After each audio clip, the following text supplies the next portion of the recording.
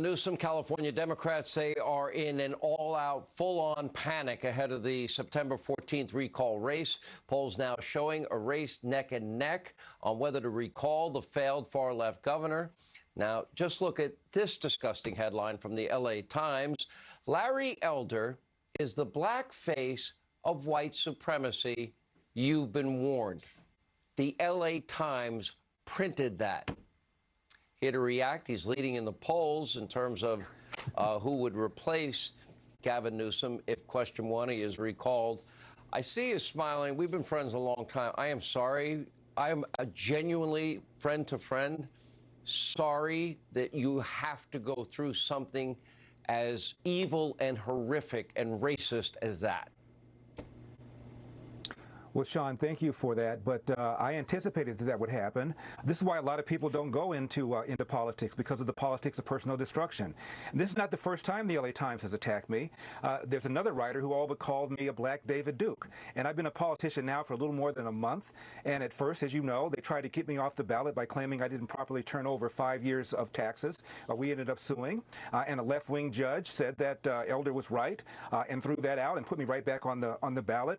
And then I was accused of hating women because I wrote an article 21 years ago where I cited a study from the left-wing Annenberg School of Journalism that looked at 25 questions asked of men and women, and men knew more about those questions than did women. And I quoted a left-wing professor who said the reason women knew less is because they get their primary source from local news, quote, and she said watching local news makes you dumber, close quote. I didn't say that, she did. Then I was accused of brandishing a firearm at a former girlfriend. I want to say right now, I've never brandished a firearm, loaded or unloaded at anybody. As for the rest of the allegations she made, I'm not going to dignify them by giving them a comment. And now we have this article from the LA Times. You're right, Sean. They are scared to death. They know that if California can elect a conservative governor like myself, and they can and they will on September the 14th, then any state can. And they're deathly afraid of this. I'm told that Senator Dianne Feinstein is more feeble than Joe Biden. And if she retires or becomes incapacitated, they're afraid that I will appoint a Republican governor,